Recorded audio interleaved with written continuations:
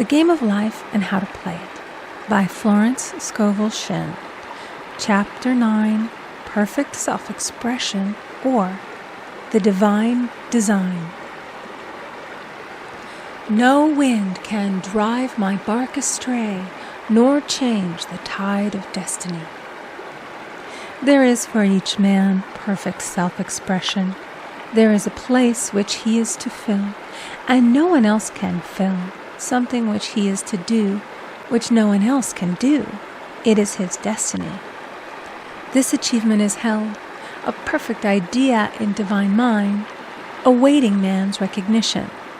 As the imaging faculty is the creative faculty, it is necessary for man to see the idea before it can manifest. So man's highest demand is for the divine design of his life. He may not have the faintest conception of what it is, for there is possibly some marvelous talent hidden deep within him. His demand should be, Infinite Spirit, open the way for the divine design of my life to manifest. Let the genius within me now be released. Let me see clearly the perfect plan. The perfect plan includes health, wealth, love, and perfect self-expression. This is the square of life, which brings perfect happiness. When one has made this demand, he may find great changes taking place in his life, for nearly every man has wandered far from the divine design. I know in one woman's case, it was as though a cyclone had struck her affairs, but readjustments came quickly, and new and wonderful conditions took the place of old ones. Perfect self-expression will never be labor, but of such absorbing interest that it will seem almost like play. The student knows also, as man comes into the world financed by God, the supply needed for his perfect self-expression will be at hand. Many a genius has struggled for years with the problem of supply, when his spoken word and faith would have released quickly the necessary funds. For example, after the class one day, a man came to me and handed me a cent. He said, I have just 7 cents in the world, and I'm going to give you 1, for I have faith in the power of your spoken word. I want you to speak the word for my perfect self-expression and prosperity. I spoke the word and did not see him again until a year later. He came in one day, successful and happy, with a roll of yellow bills in a pocket. He said, Immediately after you spoke the word, I had a position offered me in a distant city, and am now demonstrating health, happiness, and supply. A woman's self-expression may be in becoming a perfect wife, a perfect mother, a perfect homemaker, and not necessarily in having a public career. Demand definite leads, and the way will be made easy and successful. One should not visualize or force a mental picture. When he demands the divine design to come into his conscious mind, he will receive flashes of inspiration and begin to see himself making some great accomplishment. This is the picture or idea he must hold without wavering. The thing man seeks is seeking him. The telephone was seeking Bell. Parents should never force careers and professions upon their children. With a knowledge of spiritual truth, the divine plan could be spoken for early in childhood or prenatally. A prenatal treatment should be, let the God in this child have perfect self-expression.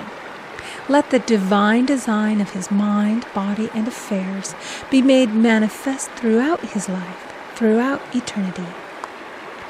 God's will be done, not man's. God's pattern, not man's pattern, is the command we find running through all the scriptures, and the Bible is a book dealing with the science of the mind. It is a book telling man how to release his soul or subconscious mind from bondage.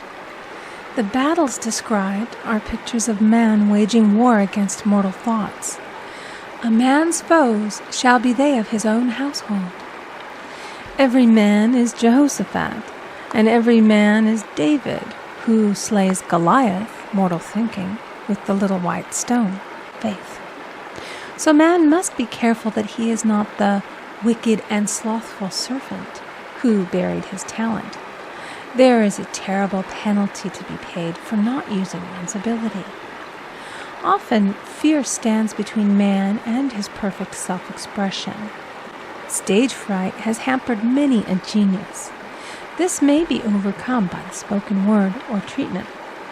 The individual then loses all self-consciousness and feels simply that he is a channel for infinite intelligence to express itself through. He is under direct inspiration, fearless and confident, for he feels that it is the Father within who does the work. A young boy came often to my class with his mother. He asked me to speak the word for his coming examinations at school. I told him to make the statement, "I am one with infinite intelligence. I know everything I should know on this subject." He had an excellent knowledge of history, but was not sure of his arithmetic. I saw him afterwards, and he said, "I spoke the word for my arithmetic and passed with the highest honors, but I thought I could depend upon myself for history and got a very poor mark." Man often receives a setback when he is too sure of himself, which means he is trusting to his personality and not the Father within. Another of my students gave me an example of this. She took an extended trip abroad one summer, visiting many countries where she was ignorant of the languages. She was calling for guidance and protection every minute, and her affairs went smoothly and miraculously. Her luggage was never delayed nor lost. Accommodations were always ready for her at the best hotels, and she had perfect service wherever she went. She returned to New York. Knowing the language, she felt God was no longer necessary, so looked after her affairs in an ordinary manner. Everything went wrong. Her trunks delayed, amid inharmony and confusion. The student must form the habit of practicing the presence of God every minute. In all thy ways acknowledge him. Nothing is too small or too great. Sometimes an insignificant incident may be the turning point in a man's life. Robert Fulton, watching some boiling water simmering in a tea kettle, saw a steamboat. I have seen a student often keep back his demonstration through resistance or pointing the way. He pins his faith to one channel only and dictates just the way he desires the manifestation to come, which brings things to a standstill. "My way, not your way," is the command of infinite intelligence. Like all power, be it steam or electricity, it must have a non-resistant engine or instrument to work through, and man is that engine or instrument. Over and over again, man is told to stand still. "O Judah, fear not, but tomorrow go out against them, for the Lord will be with you. You shall not need to fight this battle. Set yourselves, stand ye still, and see the salvation of the Lord with you." We see this in the incidents of the $2,000 coming to the woman through the landlord when she became non-resistant and undisturbed, and the woman who won the man's love after all suffering had ceased. The student's goal is poise. Poise is power, for it gives God power a chance to rush through man, to will and to do its good pleasure. Poised, he thinks clearly and makes right decisions quickly. He never misses a trick. Anger blurs the visions, poisons the blood, is the root of many diseases, and causes wrong decision, leading to failure. It has been named one of the worst sins, as its reaction is so harmful. The student learns that in metaphysics, sin has a much broader meaning than in the old teaching. Whatsoever is not of faith is sin. He finds that fear and worry are deadly sins. They are inverted faith, and through distorted mental pictures bring to pass the thing he fears. His work is to drive out these enemies from the subconscious mind. When man is fearless, he is finished. Maeterlinck says that man is God afraid. So, as we read in the previous chapters, man can only vanquish fear by walking up to the thing he is afraid of. When Jehoshaphat and his army prepared to meet the enemy, singing, "Praise the Lord, for his mercy endureth forever," they found their enemies had destroyed each other, and there was nothing to fight. For example, a woman asked a friend to deliver a message to another friend. The woman feared to give the message, as the reasoning mind said, "Don't get mixed up in this affair.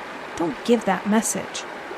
She was troubled in spirit, for she had given her promise.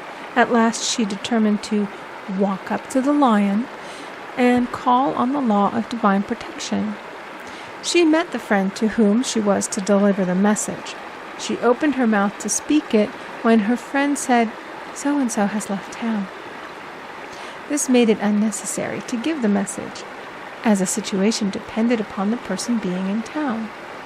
As she was willing to do it, she was not obliged to. As she did not fear, the situation vanished.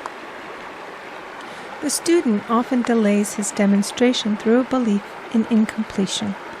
He should make this statement: "In divine mind, there is only completion. Therefore, my demonstration is completed. My perfect word, my perfect home, my perfect health."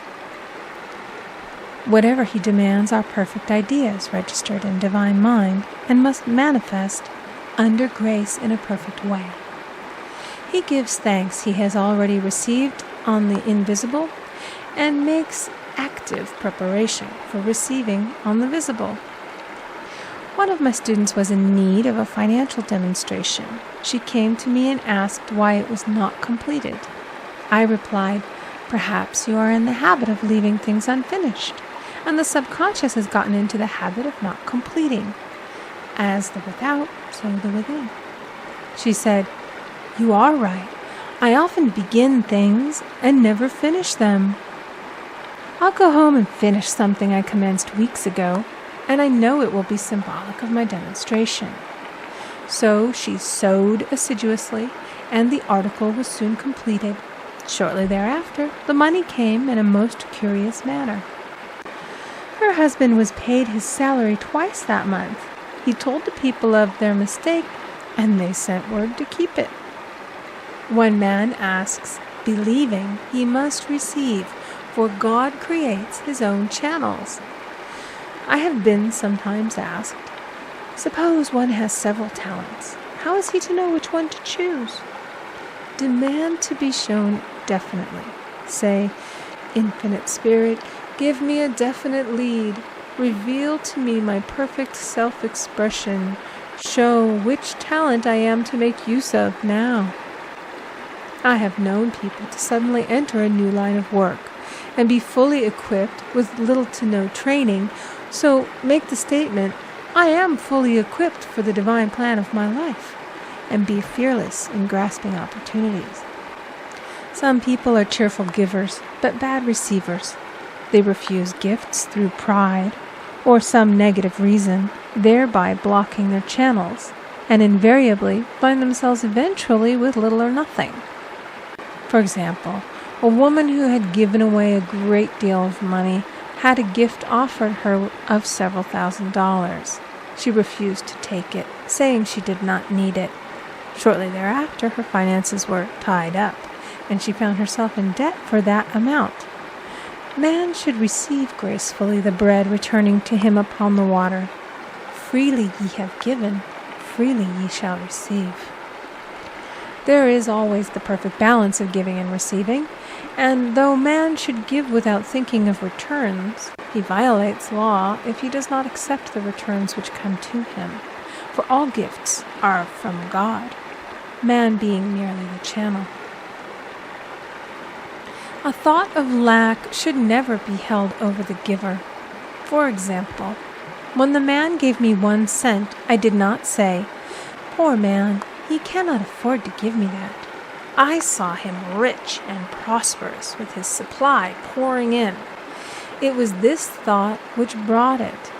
If one has been a bad receiver, he must become a good one, and take even a postage stamp that is given him, and open up his channels for receiving.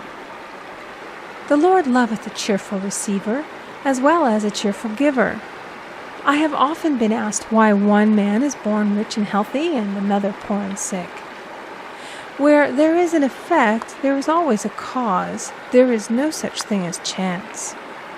This question is answered through the law of reincarnation. Man goes through many births and deaths until he knows the truth which sets him free. He is drawn back to the earth plane through unsatisfied desire, to pay his karmic debts or to fulfill his destiny. The man born rich and healthy has had pictures in his subconscious mind, in his past life, of health and riches, and the poor and sick man of disease and poverty. Man manifests on any plane the sum total of his subconscious beliefs. However, birth and death are man-made laws, for the wages of sin is death. The Adamic fall in consciousness through the belief in two powers. The real man, spiritual man, is birthless and deathless. He was never born and has never died. As he was in the beginning, he is now and shall ever be. So through the truth, man is set free from the law of karma, sin, and death, and manifests the man made in his image and likeness. Man's freedom comes through fulfilling his destiny, bringing into manifestation the divine design of his life. His Lord will say unto him, "Well done, thou good and faithful servant. Thou hast been faithful over a few things. I will make thee ruler over many things, death itself. Enter thou into the joy of thy Lord, eternal life." End of chapter 9. Recording by Amy Conger.